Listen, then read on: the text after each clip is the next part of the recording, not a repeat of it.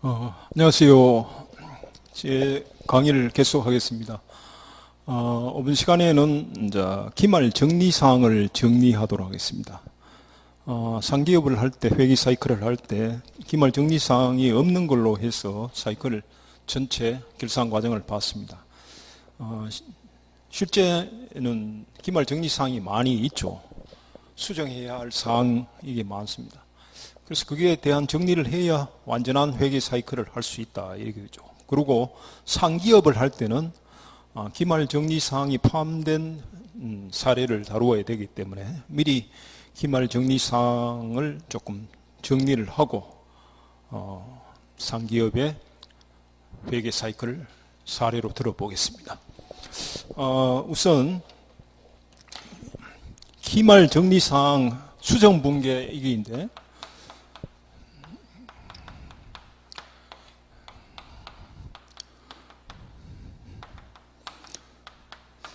수정 분계도 있을 수 있고 결산 분계도 있을 수 있습니다. 엄격하게 이야기하면 다른 내용인데 여튼 같이 이해해도 관계를 없을 겁니다. 그런데 상기업의 경우에는 뭐가 다르냐 하면은 출자하고 사업 준비하고 그 다음에 해야 될 게 이제 상품을 사와야 됩니다. 상품 매입하고 상품을 사왔으면은 그 다음에 상품 매출하고 이게 거래하는 거죠. 이게 몇 번이나 거래가 발생합니다. 한 달에 하더라도 사오는 거래가 수십 번 있을 수 있고 매출하는 판매하는 거래도 수십 번 있을 수 있고 이랬습니다. 그래서 여기에 대한 거래에 대한 이 거래에 따르는 거래 분계 이것을 좀 추가적으로 정리를 하고 회계 사이클을 넘어가야 되니까 요것이 완성되면 사실 이게 상기업의 경우는 제일 어려운 부분이라 할 수 있습니다. 기말 정리 사항도 자동적으로 정리되는 겁니다.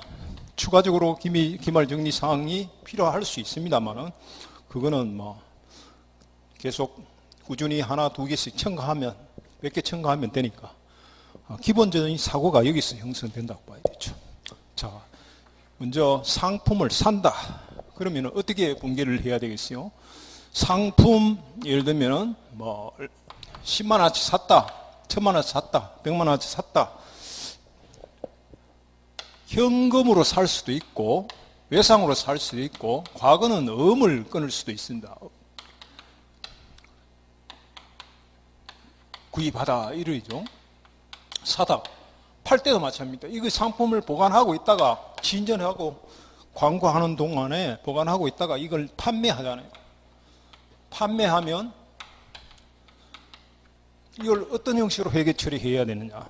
그 결과가 보고서에 어떤 영향을 미치고 그걸 알아야 이 프로세스가 나오니까. 그죠? 그래서 여기에 대한 방법, 분계하는 방법, 거래니까 거래가 발생하면 분계해야죠. 정지해야 되죠. 결산에 반영돼 가지고 보고서가 어떻게 되겠냐 이게죠. 그러면 상품을 샀잖아요. 상품은 계정 과목은 공부를 여러분이 앞으로 꾸준히 해야 되겠지만 하나하나 해야 되겠지만은 상품은 판매 대상이 되는 물건입니다. 그 회사가 상기업이 판매 대상이 되는 물건이 상품입니다. 종류가 무엇이든 관계없습니다. 컴퓨터를 사가 파는 회사는 컴퓨터가 상품이고 시계를 사와가 파는 회사는 시계를 사오면 상품의 증가고 시계를 팔면 상품의 감소입니다. 예를 들면 부동산을 사가 파는 회사 같으면 부동산을 사면 상품, 그 부동산을 팔면 상품의 감소가 되는 거죠. 그런데 부동산 매매업을 하는데 사무실로 쓰기 위해서 건물을 샀다. 그거는 상품이 아닙니다. 그거는 건물이라거든요. 그러니까 판매 대상이 되는 물건, 이것이 상품이라는 거죠. 은행의 경우에 예금, 보험회사의 보험 상품, 이게 상품이라거든요. 그래서 어떤 회사가 어떤 물건을 사가지고 그 상품이죠. 물건 사서 팔았다. 그러면은 분계는 이렇게 할 수 있습니다. 기업이 뭔가 들어왔죠. 거래죠. 거래는 이중성이죠. 차변, 대변 같은 금액이 발생한다. 이게 뭡니까? 거래 이중성이잖아요. 거래 이중성이고 붕괴고, 이 원인과 결과를 밝히는 게 붕괴라고 그랬죠. 그러면 여기서 쉬운 개념이 현금, 상품 두 개 쉽다 하죠. 그럼 이걸 기준으로 생각해서 붕괴해도 되고, 이걸 기준으로 해서 붕괴를 해도 됩니다. 만약 이걸 기준으로 해야 하면은, 이 거래로 인해서 현금이 기업에 증가했습니까? 감소했습니까? 현금이 나갔죠. 그 대신에 기업에 들어온 거는 상품이잖아요. 현금이 나갔죠. 현금은 나갔다. 그러면은 계정계산, 자산을 계정계산하는데 재무제표상 재무 상태표를 만드는데 자산은 어디에 보고해야 됩니까? 차변에 보고해야 되잖아요. 현금은 자산이니까 어디에 보고 증가가 와야 됩니까? 차변에 증가. 현금이 나갔으니까 어디 가야 됩니까? 대변에. 물론 여기는 이전에 거래가 여러 개 있었겠죠. 현금이 있기 때문에 현금을 이리 쓸 수가 있습니다. 그죠? 이렇게 분개를 하고, 그 다음에 차변에 차변에 오는 게 뭡니까? 차변에 올 수 있는 것은 뭡니까?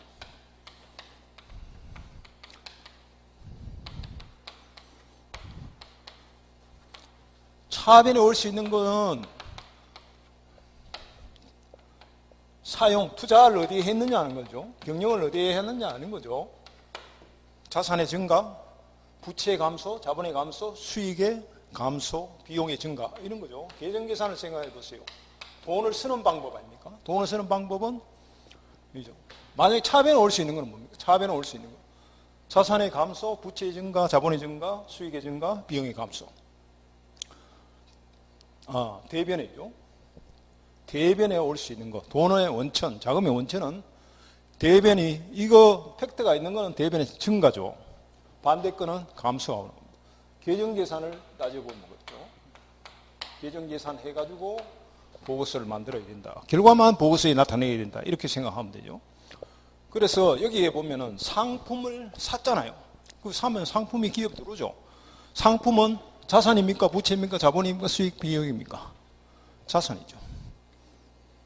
그러니까 자산인데 뭐라 하느냐? 이거죠. 상품.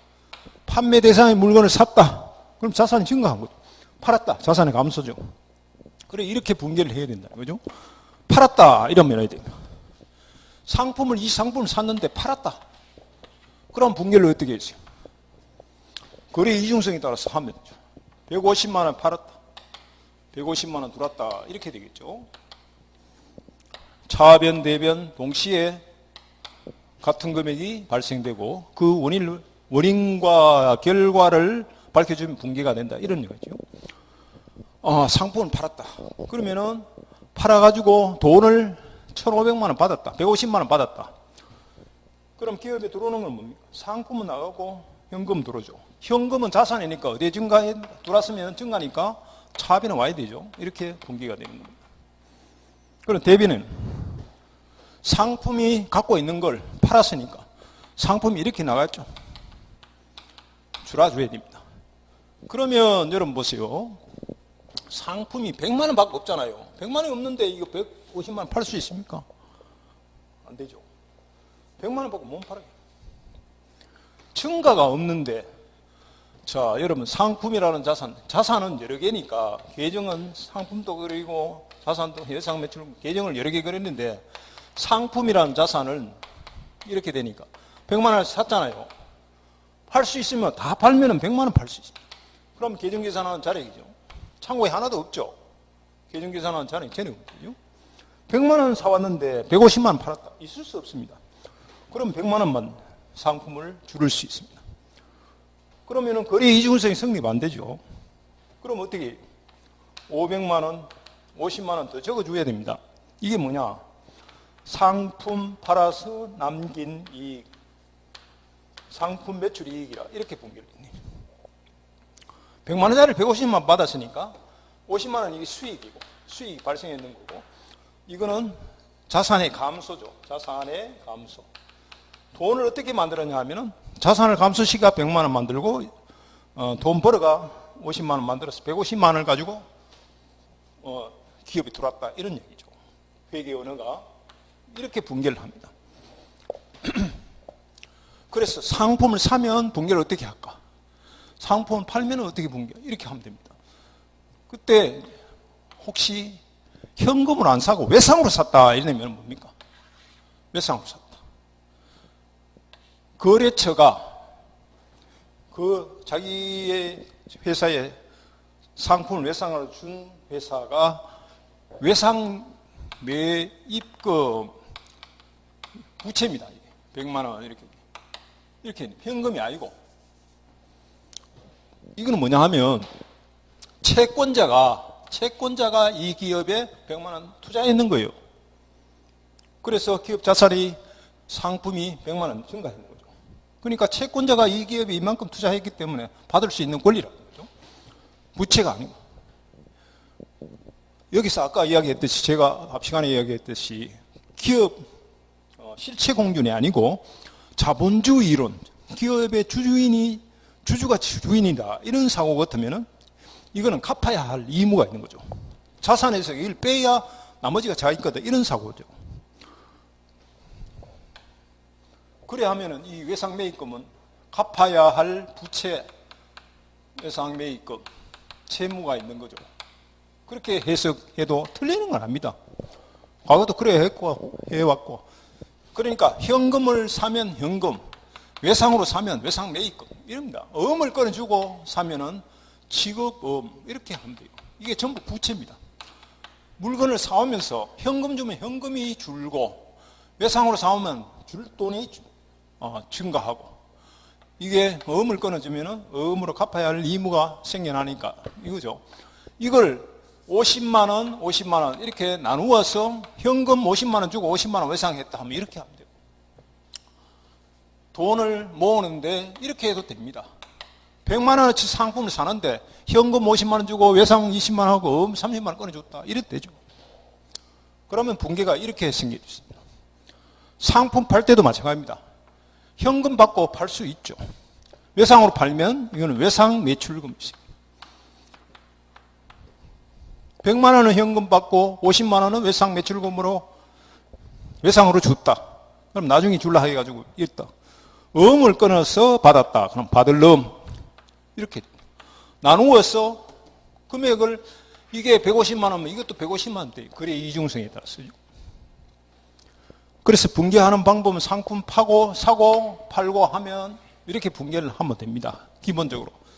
근데 회계 이론도 이래 발전하고 자본주의 사회에서 자본주의 상업도 발전하다 보니까 이게 문제점이 좀 있다 하는 것을 알 수 있습니다. 어떤 문제점이 있느냐면 상품이 100만 원짜리인데 팔았는데 150만 원 받았다. 그래 50만 원 이익이다. 이거 구별 이익하고 남았는 부분하고 산 가격 이걸 원가를 하죠. 100만 원짜리 하는 거 이게 원가 자산의 감소 원가하고 수익을 어떻게 구별을 하느냐 일일이. 예를 들면은 단가가 센 거 뭐 자동차다 이런 건 뭐 얼마든지 이거 얼마짜리다 하는 사올 때 얼마 됐다 하는 것을 알고 표시를 하면 됩니다. 근데 뭐 나사나 못이다 뭐 액체다 이런 거는 얼마 주고 샀다 이게 구별이 안 될 수가 있죠. 또 저가 상품의 경우에는 또 수가 옷이라든가 이런 거는 수백 종류가 되니까 그 일일이 라떼 표시를 못 합니다. 얼마 주고 사왔다 하는 걸. 그런 상품을 취급하는 회사에서는 얼마짜리다, 이상 얼마 받았다 이러면 이 원가하고 수익을 구별하기 참 힘든다는 거죠. 그러면 그런 회사는 붕괴를 어떻게 해야 되냐? 회계 처리를 어떻게 해야 되냐? 못 한다, 어렵다. 그래서 생각한 게 뭐겠어요? 이렇게 하지 말자. 제가 그런 이유 때문에 하나 있고 또 하나는 실무적으로 적용하기 어렵다는 거죠. 또 하나는 뭐냐 하면은 이론적으로도 안 맞아요. 수익이라는 것은 수익이 매출하는 것 수익이 뭐입니까? 팔았을 때 받는 값이라고 했잖아요. 기업이 생산한 재화나 서비스를 팔았을 때 받는 값. 그럼 150만 원, 100만 원짜리를 150만 원 받았으면 150만 원이 수익이다 이 말이죠. 와 요것만 마진만 수익이냐? 그럼 이게 회계 처리가 잘못됐다는 거죠. 그죠? 회계 처리가 잘못됐다. 그래서 이거보다 방법이 없을까 생각했는 게 이거예요.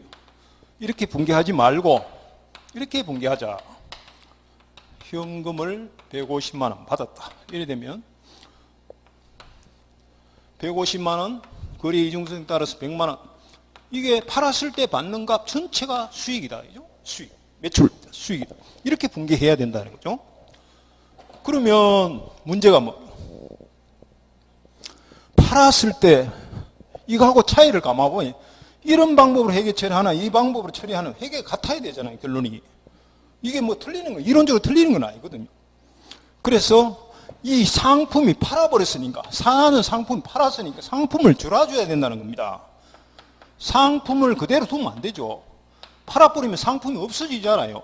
얼마? 100만 원 주고 사온 게. 그러면 거래 이중성에 따라서 차변 100만 원 나타나야 되잖아요. 그럼 이게 뭐냐?